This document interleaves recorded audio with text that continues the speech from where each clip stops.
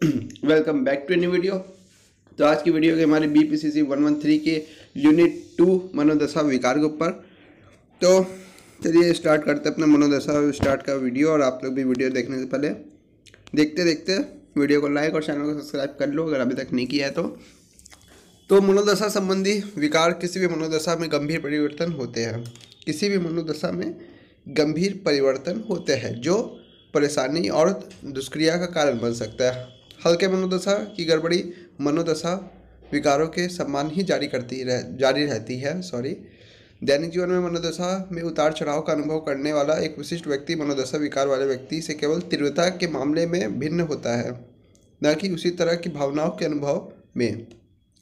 इस मनोदशा विकार के लिए आयामी दृष्टिकोण के रूप में जाना जाता है। मनोदशा संबंधी विकारों वाले लोगों के विपरीत समस्या लोग उदासी उत्साह की अवधि से समस्या स्थिति में वापस आने में सक्षम होता है।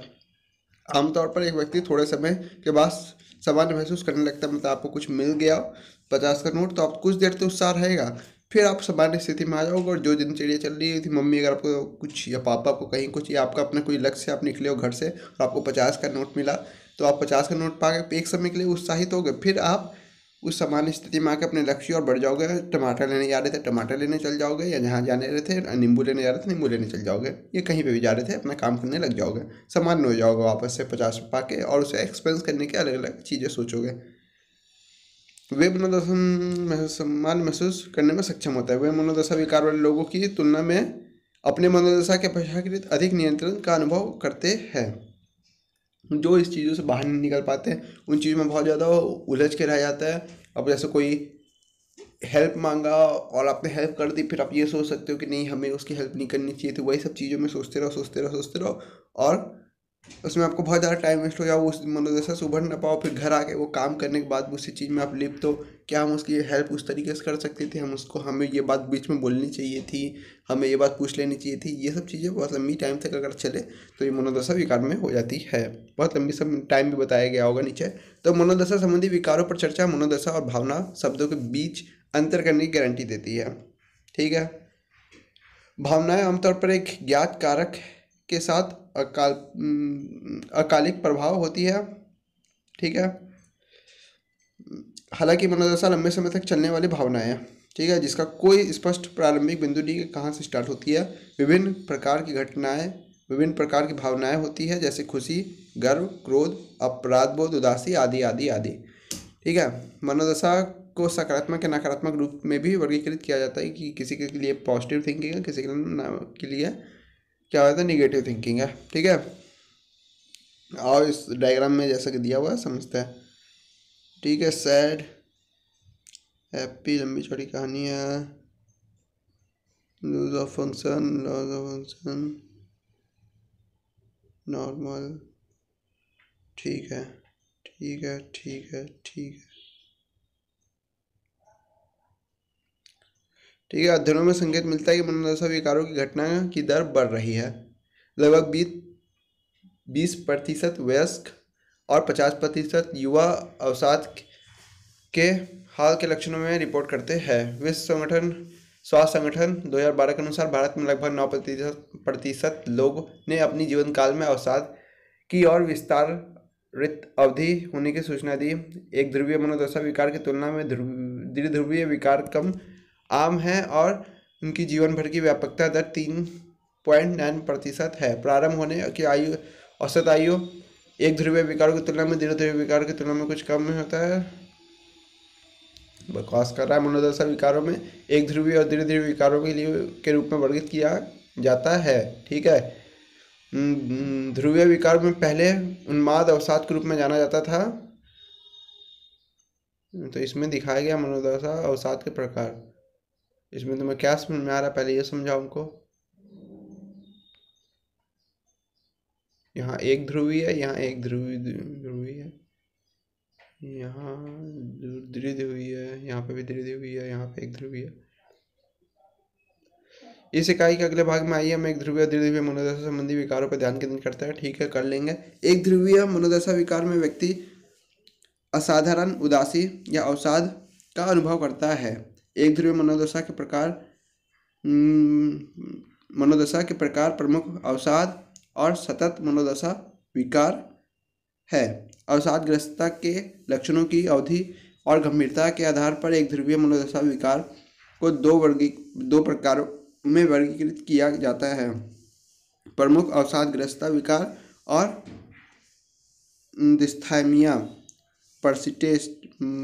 पर्सिस्टेट मनोदशा विकार। ठीक है, एएमडी में अधिक गंभीर लेकिन कम अवधि तक माना जाता है, जबकि डिस्थाइमिया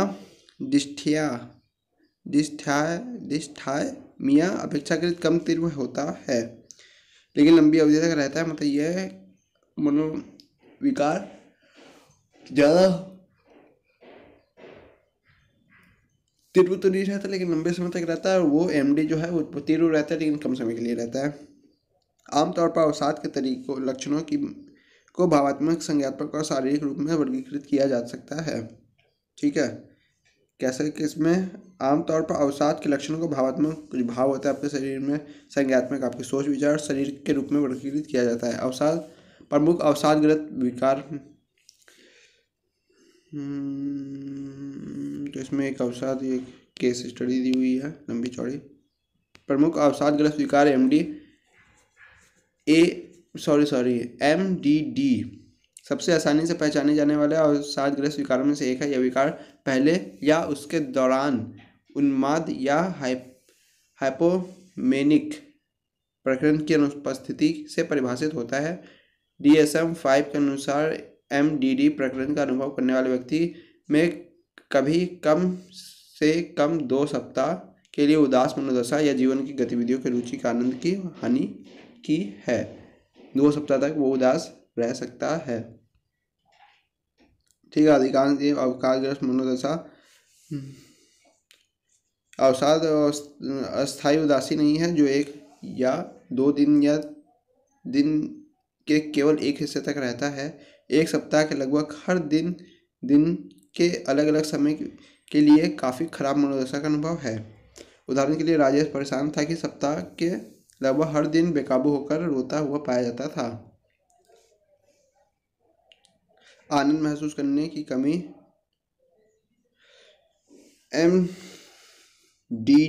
न केवल उच्च नकारात्मक संवेग की स्थिति का होता है, मतलब कि हमारे साथ ही सब बुरा होता है, ये सब चीज़ के अलावा, बल्कि कम सकारात्मक संवेग की स्थिति भी है। मतलब अगर कोई खुशी हो और आपको कोई खुशी हो तो उसमें आप ज़्यादा हंस नहीं पाओगे, या किसी को जिसको होगा वो ज़्यादा हंसेगा नहीं, उस खुशी को ज़्यादा उसमें इन्वॉल्व नहीं हो पाएगा। फिर ठीक है, दूसरों द्वारा देखी गई शारीरिक मान्यता या व्यापकता साक्ष्य बताते हैं कि एनाडोरिया के साथ सबसे केंद्रीय संकेतक है दैहिक और जड़ अवस्था है। MDD वाले व्यक्ति व्यवहारात्मक और भावात्मक अवरोधता प्रदर्शित करता है। इसे धीमापन महसूस करना और उठने के लिए ऊर्जा इकट्ठा करने की परेशानी के रूप में, मतलब धीमे धीमे काम करना, ऊर्जावान नहीं होना, किसी भी चीज़ के लिए कोई बोले तो धीरे धीरे उस चीज़ को एक्शन में लाना। ठीक है, थकान और ऊर्जा का ह्रास, बहुत ज़्यादा जल्दी थक जाना और ऊर्जा का ह्रास होना, अनिद्रा और बहुत अधिक सोना, या तो नींद ही नहीं आना, दिन भर बैठ के मोबाइल चलाना, रात में भी मोबाइल चलाना, और या सोते ही रहना, सुबह भी सोना, रात में भी सोना हो सकता है। महत्वपूर्ण व अवांछित रूप से वजन कम होना या बढ़ना। ठीक है, मतलब कि एकाएक या तो वजन बहुत बढ़ जाएगा कुछ ही महीनों में, या बहुत ज़्यादा कम हो जाएगा, कमजोरी आ जाएगी बहुत ज़्यादा। अपने नियंत्रण से परे चीज़ों के विषय में अयोग्यता की भावना और अपराध बोध, मतलब जो चीज़ तुम्हारे नियंत्रण में नहीं होगी, जैसे कि वो चीज़ें जो तुम्हारे नियंत्रण में कभी होती नहीं है, जैसे कि कह सकते हो सरकार तुम्हारे नियंत्रण में नहीं हो सकती कभी, स्कूल क्लास भी तुम्हारे नियंत्रण में नहीं हो सकती क्योंकि तुम तो एक स्टूडेंट और क्लास का एक हिस्सा हो। ऑफिस कुछ गलत गतिविधियों को अपने ऊपर ले लेना, या कि अरे हम ऐसे थे इसलिए ऐसा हो गया, कई सारी चीज़ें, या किसी की और की प्रॉब्लम को घर में ऐसा देखना कि भाई हम थे इसलिए ऐसा हो गया, जिसमें तुम्हारे कहीं इन्वॉल्व भी नहीं थे तुम, उस चीज़ों को भी तुम अपने ऊपर लेके सोचोगे। सोचने या ध्यान केंद्रित करने की क्षमता में कमी या अनिर्णायकता।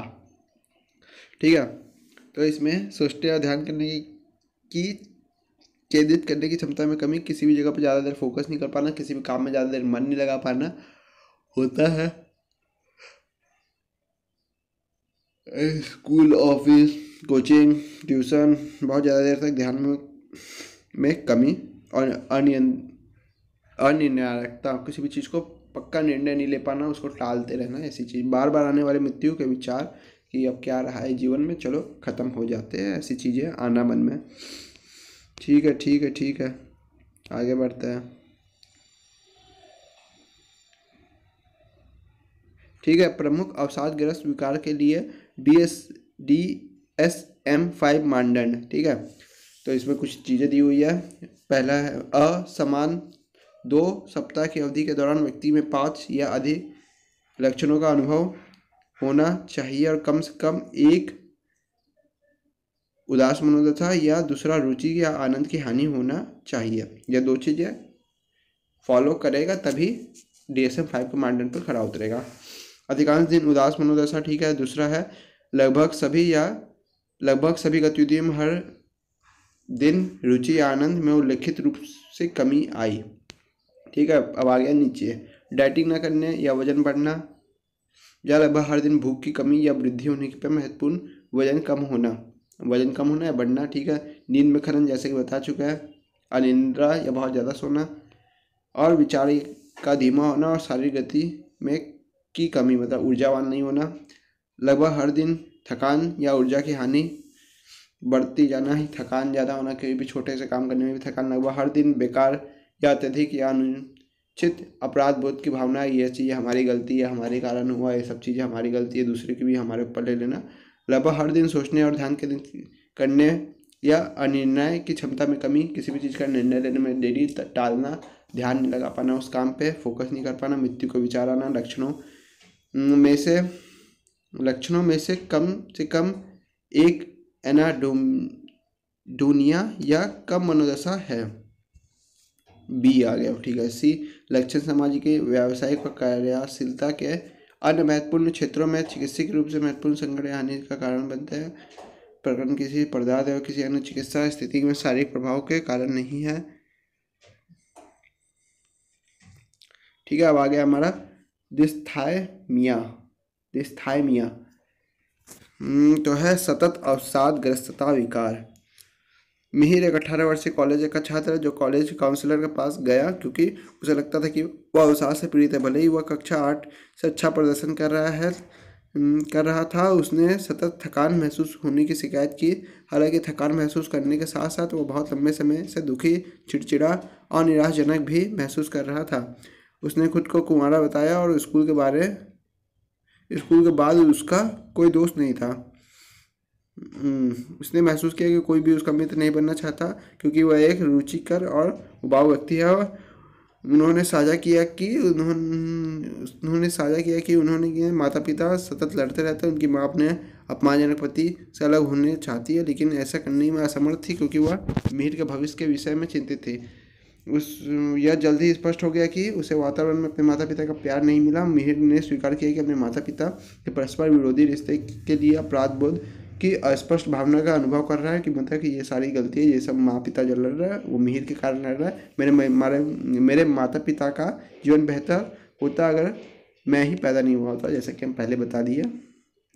टैलेंटेड यार। डिस्थाइमिया या सतत अवसादग्रस्त विकार, जैसे कि DSM-5 इसे कहते हैं, इसमें अवसादग्रस्तता विकार के साथ कई विशेषताएं साझा करता है लेकिन 2 मामलों में अलग है। पहला, डिस्थाइमिया में कम लक्षण होते हैं, लक्षण कम ही रहती है। देख रहे हो, उसे खुद नहीं पता चल रहा था कि वो तो खुद गया था कि वो क्यों नहीं कर पा रहा है, क्योंकि वो फोकस नहीं कर पा रहा है, बहुत ज़्यादा ध्यान नहीं दे पा रहा, ऊर्जावान नहीं है और उसकी तीव्रता कम होती है, मतलब लक्षण कम है और तीव्रता ज़्यादा है। और दूसरा, अवसाद लंबी अवधि तक रहता है, बहुत लंबी समय से चला आ रहा था। डिस्थाइमिया में उदास मनोदशा अधिकांश दिन तक रह सकती है लेकिन अवसाद हल्के से मंद तीव्रता का होता है, मतलब कम रहेगा, कभी अवसाद कभी बढ़ सकता है, इस बीच का ही रहता है, ऐसा नहीं बहुत पार हो रहा है, अधिक स्तर का रहा है। ठीक है, डिस्थाइमिया में केंद्रित विशेषता इसका दीर्घकालीन होता है। DSM-5 निर्दिष्ट करता है कि कम से कम 2 वर्षों के लिए अवसाद का दीर्घकालीन भावना औसतन डिस्थाइमिया वाले बच्चों में 5 साल के लिए हल्के मध्यम लक्षण होते हैं लेकिन कुछ मामलों में यह 20 साल या उससे अधिक समय तक रह सकता है। इसमें हर दिन ज़्यादा उदास होने की तीव्र भावना सम्मिलित है और लक्षणों की राहत एक बार में 2 महीने में अधिक समय तक नहीं रहती है। ठीक है, इसमें क्या क्या है? भूख कम लगना, ठीक है, ये को पहले शुरुआत करता है।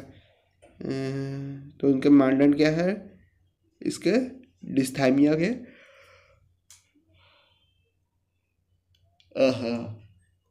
तो पहला है ए, अधिकांश दिनों के लिए उदास मनोदशा कम से कम 2 वर्षों के लिए, जैसा कि व्यक्तिपरक खाते या दूसरों द्वारा अवलोकन द्वारा इंगित किया गया है, कम से कम 2 वर्षों के लिए। बी, उदास होने पर निम्नलिखित में से 2 या 2 से अधिक उपस्थिति: भूख कम लगना या भूख अधिक लगना, अनिद्रा या दबा के सोना, कम संख्या या थकान, दबा के सोना मतलब बहुत ज़्यादा सोना। ठीक है, तीसरा कम आत्मसम्मान, अपने आप को वैल्यू बहुत कम देना, खराब एकाग्रता और निर्णय लेने में कठिनाई, निराशा की भावना। सी, अशांति के समय की अवधि बच्चों में किशोरों के लिए 1 वर्ष के दौरान व्यक्ति कभी भी मानदंड ए और बी के लक्षणों के बिना 2 महीने से अधिक समय तक नहीं रहा। डी, एक प्रमुख अवसादग्रस्त विकार के लिए डी नहीं बता रहा अभी, एक प्रमुख अवसादग्रस्त विकार के लिए 2 साल तक सतत मौजूद हो। डी, कभी भी उन्माद प्रकरण या हाइपोमेनिक प्रकरण नहीं हुआ है। और साइक्लोथाइमिक विकार के लिए मानदंड कभी भी पूरा नहीं किया गया है। ई, गड़बड़ी को सतत स्क्रिंजोफेटिक विकार, मनोविदिलता, भ्रम संबंधी विकार या अन्य निर्दिष्ट या अनिर्दिष्ट मनोविदिलता स्पेक्ट्रम और अन्य मानसिक विकार द्वारा बेहतर ढंग से समझाया नहीं गया है। एफ, लक्षण किसी पदार्थ के शारीरिक प्रभाव या किसी अन्य चिकित्सा स्थिति के कारण नहीं। डी, लक्षण सामाजिक, व्यावसायिक और कार्यशीलता के अन्य महत्वपूर्ण क्षेत्रों में चिकित्सीय रूप से महत्वपूर्ण संकट या हानि के कारक बनते हैं। ठीक है, आगे हम लोग दोहरा अवसाद वाले व्यक्ति प्रमुख अवसादग्रस्ता विकार और सतत अवसादग्रस्ता विकार दोनों के मानदंडों को पूरा करते हैं और दोनों विकार के लक्षण इसमें शामिल होता है। अवसादग्रस्ता विकार के लिए अतिरिक्त परिभाषित मानदंड है। कुछ व्यक्ति जो अवसाद के निदान के लिए बुनियादी मानदंडों को पूरा करता है वह विशिष्ट लक्षणों के अतिरिक्त पैटर्न को भी पूरा कर सकते हैं, जिन्हें विनिर्देशक कहा जाता है। विनिर्देशक विकार और प्रभावी चिकित्सा के क्रम को प्रभावित करते हैं। मनोवैज्ञानिक विशेषता है। मानसिक लक्षणों के साथ MDD में एक अवसादग्रस्ता प्रकरण के बीच व्यक्ति वास्तविकता से संपर्क टूटना और व्यामोह या विभ्रम का अनुभव कर सकता है। ठीक है, दुश्चिंता, संकट विकार, अधिक सोचना। व्यक्ति दुश्चिंता के लक्षणों को गंभीरता से प्रदर्शित करता है, जो दुश्चिंता विकारों के मानदंडों को पूरा कर सकता है। यह दुश्चिंता विकार के लिए पूर्ण मानदंडों को पूरा नहीं कर सकता है। मिश्रित विशेषता, हटाओ, ये सब बकवास है। असामान्य विशेषता, हटाओ। ठीक है, एक ध्रुवीय मनोदशा विकार के कारक क्या होता है? जिसके कारण होता है। कुछ गलत दिखा है यहाँ, जहाँ तक हमें लग रहा है हेडिंग में। एक ध्रुवीय मनोदशा विकार के कारक ठीक है, चलो। जैविक कारक होता है कुछ, तो जैविक कारक में आते हैं लंबी चौड़ी कहानियाँ। आनुवंशिक कारक आएंगे पहले, जो कि जब जन्म का पैटर्न और जीन और न्यूरोट्रांसमीटर, सेरोटोनिन, ये सब कहानी न्यूरोट्रांसमीटर। एक ध्रुवीय अवसाद के मान में प्रभावी पाएगा कि इलेक्ट्रोकॉन्वोल्युलर चिकित्सा एवं अवसाद रोधी दवाएं अवसाद में भूमिका निभाने के लिए न्यूरोट्रांसमीटर गतिविधियों के विषय में बताती है। दिमाग में कुछ लोचा हो तुम्हारे। अंतस्रावी ग्रंथ और हार्मोन्स गलत समय प्रवाह हो जाता है, इसके कारण भी होता है। और जब पहली बार प्रभाव होता है तब भी हो सकता है। इसको तुम आप पढ़ लेना बुक वाली लैंग्वेज में, क्योंकि लिखना है बुक वाली लैंग्वेज में, और ये सब कहानी नहीं लिखी जाती है। और ये हर चैप्टर में सेम लिखाए जाते हैं अपने क्या बोलते हैं डिसऑर्डर्स के साथ। नींद और साइकोडिलियन लय, ये एक अलग चीज़ है। साइकोडिलियन लय जहाँ तक हमें लगता है वही चीज़ कहलाती है। जो दिन और रात हम यहाँ चल रहा है, फिर हम अमेरिका जाके चले गए, तो ये चीज़ में एक बार दिमाग ख़राब करती है और इस कारण भी अवसाद हो सकता है। उदास आउट रोगी में नींद की समस्याएं कई तरह के पैटर्न दिखाती है, जैसे सुबह जल्दी उठना, रात में समय समय पर जागना और सोने में की कठिनाई। अध्ययनों से पता चलता है कि अवसाद के ग्रस्त लोग REM नींद में अधिक तेजी से प्रवेश करते हैं, आमतौर पर 1 घंटे के बाद, जब सामान्य लोगों में लगभग 1.5 घंटे लगते हैं, और सामान्य से कम गहरी नींद सामान्य से कम होती है। नींद के विकल्प अवसाद की शुरुआती में ठीक होते हैं। नींद के अलावा साइकाडेलियन लय में व्यवधान, उदाहरण के लिए थायराइड उत्तेजक हार्मोन कोर्टिसोल या अतिरिक्त नींद जागने का चक्र जैसे हार्मोन का स्राव भी सुबह जल्दी उठने वाले या मौसमी विशेषता वाले अवसाद वाले लोगों में बताया गया है। मौसमी प्रभावीकरण विकार SAD, मेलाटोनिन के उत्पादन में मौसमी परिवर्तन, पीनियल ग्रंथि द्वारा स्रावित हार्मोन SAD से संबंधित है। प्रकाश के संपर्क में मेलाटोनिन उत्पादकता को दबा देता है और केवल रात में ही उत्पन्न होता है, मतलब गलत समय गलत हार्मोन उत्पन्न हो जाता है, तो रात को नींद टूटती है और जल्दी नींद खुलती है, जिससे क्या जो लय होता है शरीर का वो टूट जाता है। मनोसामाजिक कारक होता है, मनोसामाजिक जोखिम कारक होता है।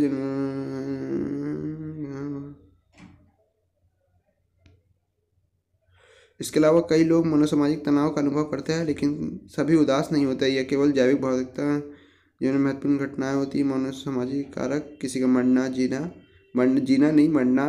खोना, गरीबी, घरेलू हिंसा, सामाजिक भेदभाव, वैवाहिक कलह, परिवार के सदस्यों या सेहत में पुरानी बीमारी जैसे पुराने तत्वों का अवसाद से होती है।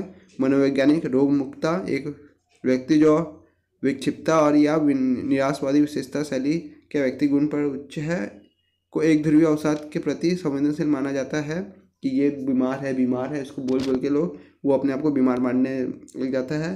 पारस्परिक कारक, बचपन की प्रतिकूलता, सामाजिक समर्थन की कमी, वैवाहिक और पारिवारिक कलह और माता पिता के अवसाद को बचपन में प्रतिकूलता के विकार के लिए जैविक मनोवैज्ञानिक डायथेसिस वाले किसी व्यक्ति का अवसाद के विकार के संभावित ट्रिगर के रूप में पहचाना गया है, जैसे कि जीवन में माता पिता को जल्दी खोना, माता पिता का अवसाद, पारिवारिक उथल पुथल, शारीरिक या यौन शोषण, दखलंदाजी, कठोर उपेक्षापूर्ण और जबरदस्ती पालन पोषण एक व्यक्ति को विकास के प्रति संवेदनशील बना सकता है।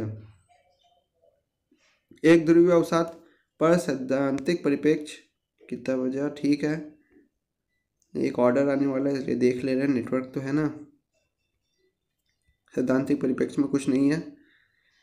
अब आ गया हमारा धीरे ध्रुवीय मनोदशा विकार। धीरे ध्रुवीय मनोदशा विकार वाले लोग अवसाद, उत्तेजना, सातत्य पर अवसादग्रस्तता और उन्माद प्रकरणों के बीच वैकल्पिक होता है। धीरे ध्रुवीय विकारों को धीरे ध्रुवीय 1 और धीरे ध्रुवीय 2 और साइक्लोथाइमिक विकार के रूप में वर्गीकृत किया गया है। एक उन्माद प्रकरण की अनुपस्थिति में उन्माद को अपने आप होना दुर्लभ है। उन्माद प्रकरण उन्माद एक भावात्मक स्थिति है जहां कम से कम 1 सप्ताह के लिए तीव्र उत्साह, असामान्य चिड़चिड़ापन या बढ़े हुए लक्ष्य निर्देशित गतिविधियां या ऊर्जा मौजूद होती है। हाइपोमेनिया के मामले में लक्षण सतत 4 दिन तक चलते हैं और अस्पताल में भर्ती होने के लिए पर्याप्त गंभीर नहीं होते हैं। ओके,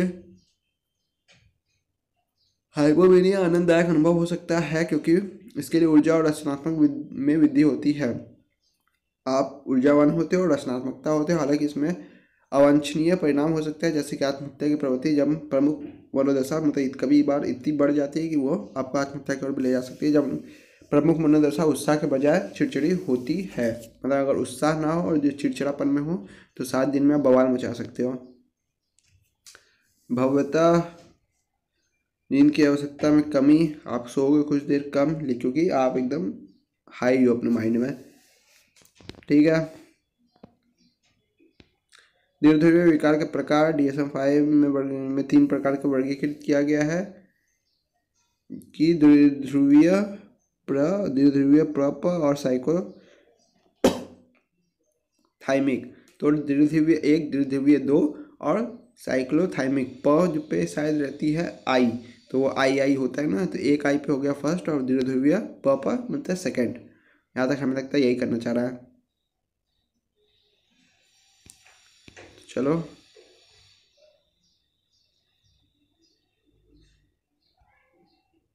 एक सेकंड भाग का ले आओ। ठीक है, तो उस पर शायद तीनों दे दिया है क्या, साइक्लोथाइनोन और ये सब। ठीक है, द्विध्रुवीय एक विकार वाले लोग अनुभव के प्रकरण का अनुभव करते हैं। पूर्ण विकसित उन्माद और प्रमुख अवसादग्रस्तता विकार की अवधि, यहाँ तक कि अगर व्यक्ति एक प्रमुख अवसादग्रस्तता प्रकरण के लिए दहलीज को पूरा नहीं करता तब भी द्विध्रुवीय एक विकार का निदान किया जाता है। एक मिश्रित प्रकरण जो पूर्ण विकसित उन्माद और प्रमुख दोनों के लक्षणों की विशेषता को कम से कम एक सप्ताह के लिए अवसादग्रस्तता प्रकरण द्विध्रुवीय प्रथम विकार का निदान भी प्राप्त करता है। द्विध्रुवीय मतलब सेकेंड विकार, द्विध्रुवीय सेकेंड विकार हाइपोमेनिया और उदास मनोदशा के प्रकरण की विशेषता है जो प्रमुख अवसादग्रस्तता विकार के मानदंडों को पूरा करता है। द्विध्रुवीय सेकेंड विकार में व्यक्ति पूर्ण विकसित उन्माद या मिश्रित प्रकरण का अनुभव नहीं करता है। यदि कोई व्यक्ति केवल उन्माद लक्षण दिखाता है तो यह माना जाता है कि व्यक्ति को एक अवसादग्रस्तता प्रकरण का भी अनुभव होता होगा या उसे हल्के अवसाद के लक्षणों का अनुभव हो सकता है जो बिना पहचाने गए थे। अंत में साइक्लोथाइमिक विकार को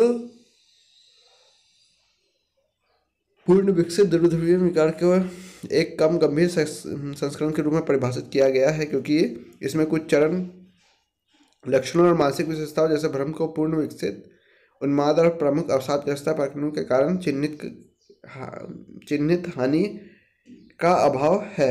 चलो लंबी चौड़ी कहानी है। द्विध्रुवीय विकार के हटाओ। द्विध्रुवीय मनोदशा विकार के कारक हाँ देखिए कारण कारक ऊपर भी यही लिखा था वैसे पहले वाली हीटिंग में भी। जैविक कारक में क्या होता है, हमारे आनुवंशिक कारक आएंगे पहले, तंत्रिका रासायनिक कारक आएंगे, मतलब कुछ होता है डोपामाइन ओपामाइन लेने के बाद आदमी हिल जाए, सेरोटोनिन की कमी या डोपामाइन अधिक मात्रा में निकल जाए, अच्छा डोपामाइन और या सेरोटोनिन की कमी और नॉरपेनेफ्रिन की कमी होती है, तो अनुमान लगाया गया है कि शायद उन्माद को न्यूरोट्रांसमीटर की अधिकता के कारण होता है। उन्माद चरण में नॉरपेफिन गतिविधि और डोपामिनर्जिक गतिविधि में वृद्धि के लिए कुछ सबूत पाए गए हैं। ठीक है, पाए गए, अच्छा है। न्यूरो हार्मोनल कारक, तंत्रिका शारीरिक और तंत्रिका दैहिक कारक, मतलब ठीक है, जिसमें हमारा जो क्या बोलते हैं नसें दिमाग की, इन सब पे चोट और इन सब पे कोई आंतरिक प्रभाव हो तो हो सकता है। दौरान मस्तिष्क के रक्त प्रभाव बढ़ जाता है। अवसाद के दौरान प्रीफ्रंटल कॉर्टेक्स में रक्त का प्रवाह कम हो जाता है। उन्माद के दौरान यह दाएं लाट और लौकिक क्षेत्रों में कम हो जाता है। सामान्य मनोदशा में मस्तिष्क के दोनों गोलार्ध का रक्त प्रवाह लगभग बराबर होता है। इराम की प्रतिक्रिया में सम्मिलित मस्तिष्क का क्षेत्र अत्यधिक सक्रिय हो जाता है, मतलब एक साइड का रक्त प्रवाह बढ़ जाता है और एक साइड का रक्त प्रवाह घट जाता है, जिस कारण से भी हमारे अलग अलग टाइप के विकार होते हैं। मनोसामाजिक कारक, कुछ सामाजिक कारक होते हैं, लड़ाई पीट, घर में बवाल, आर्थिक तंगी, ये सब होते हैं, जो ये सब हो गए। मनोदशा विकारों में सामाजिक सांस्कृतिक कारक होता है, कुछ सांस्कृतिक या ऐसी होती है और सामाजिकता ही ऐसी होती है, जिस कारण भी ये चीज़ें बन सकती है आगे चल के।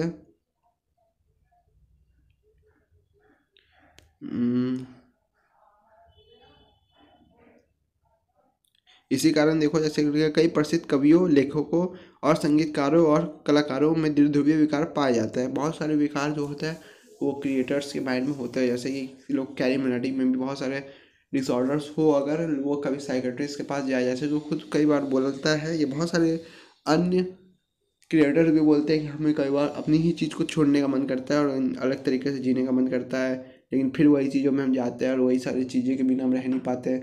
मतलब मूड स्विंग जैसी चीज़ें होती है अलग अलग तरीके में देखा जाए तो।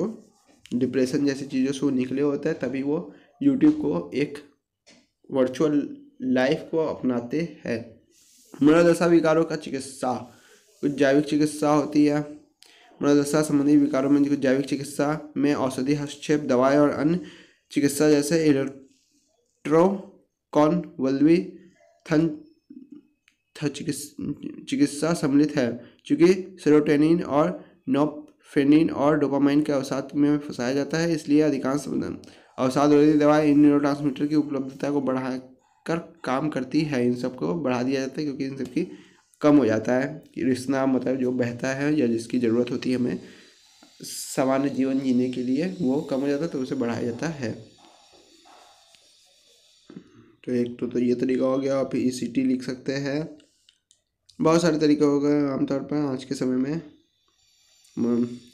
मनोचिकित्सा होना चाहिए। वैसे मनोचिकित्सा मूल रूप से ब्रेक और सहकर्मियों द्वारा विकसित संज्ञानात्मक व्यवहार चिकित्सा का एक अपेक्षाकृत संक्षिप्त रूप से है, जो यहाँ और अब भी समस्याओं पर केंद्रित है और प्रभावी पाया जाता है। अवसाद का चिकित्सा ब्रेक द्वारा अवसाद की संज्ञानात्मकता सिद्धांत पर आधारित है, जिसमें रोगी को व्यवस्थित रूप से उसकी निष्क्रिय मान्यताओं और नकारात्मक स्वचालित विचारों का मूल्यांकन करना सिखाया जाता है कि आप कितने गलत सोच रहे हो, क्या कैसे सोच रहे हो, और आप गलत सोच रहे हो और आप सही ये दिशा है, इसको समझाना कि जीवन का उद्देश्य क्या है। आप लोग एकदम सही लोग मानते हैं, आप इस तरीके से चलो, बहुत कुछ बेटर हो जाएगा। उन्हें अपनी संज्ञानात्मक त्रुटियों की पहचान करना और उन्हें ठीक करना और उनकी अंतर्निहित अवसादग्रस्तता, मान्यताओं और विश्वासों को उजागर करना और चुनौती देने का सिखाया जाता है कि आप अपने आप को थोड़ा सा पुश करो और आप बहुत कुछ कर सकते हो, आप जीवन में बहुत कुछ कर सकते हो। आप ऐसा नहीं है आप सिर्फ एक इंसान हो, आप भगवान का रूप हो, ये हो वो हो करके बहुत छोटी छोटी चीज़ें सिखाई जाती है और उसका विश्वास खुद पर बढ़ाया जाता है।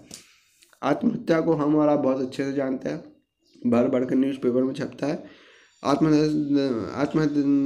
अरे यार हटो ना। आत्महत्या मनोदशा विकारों में सबसे दुखद और गंभीर पहलू में से एक है। कम से कम आत्महत्या करने वाले 90% लोगों को उस समय मानसिक विकार होता है जो लोग आत्महत्या करते हैं। आत्महत्या के प्रयास पहले 25-44 वर्ष की आयु के बीच आम थे, लेकिन पिछले कुछ वर्षों से ये बहुत कम आयु में भी होने लग गया है।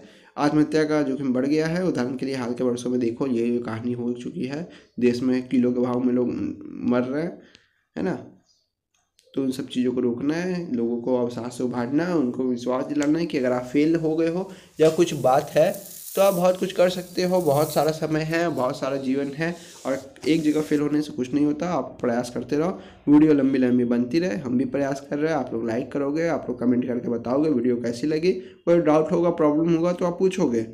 आत्महत्या नहीं करोगे, आत्महत्या नहीं करना है कभी भी किसी को। लाइक करो, सब्सक्राइब करो, शेयर करो। नहीं होता है कुछ तो कमेंट करो, कमेंट सबसे इम्पोर्टेंट काम है। लाइक सब्सक्राइब करने के बाद क्या करना है, कमेंट करना है। फिर सब्सक्राइब करने के बाद चैनल का बेल आइकन बटन दबाओ, जिससे कि यूनिट 3 का वीडियो आए तो आपको नोटिफिकेशन मिले। सो guys, thank you for watching. मिलता है नेक्स्ट लेवल नेक्स्ट वीडियो में। किसी भी तरह का कोई डाउट और प्रॉब्लम हो तो कमेंट बॉक्स में कमेंट जरूर करें, और कोई सुझाव देना हो तो भी आप कर सकते हो। कोई पर्सनल क्वेरी या प्रॉब्लम हो या कोई चीज़ पूछनी हो तो डिस्क्रिप्शन बॉक्स में मेरे लिंक्स दिए हुए हैं, आप मुझे वहाँ डायरेक्टली मैसेज कर सकते हैं।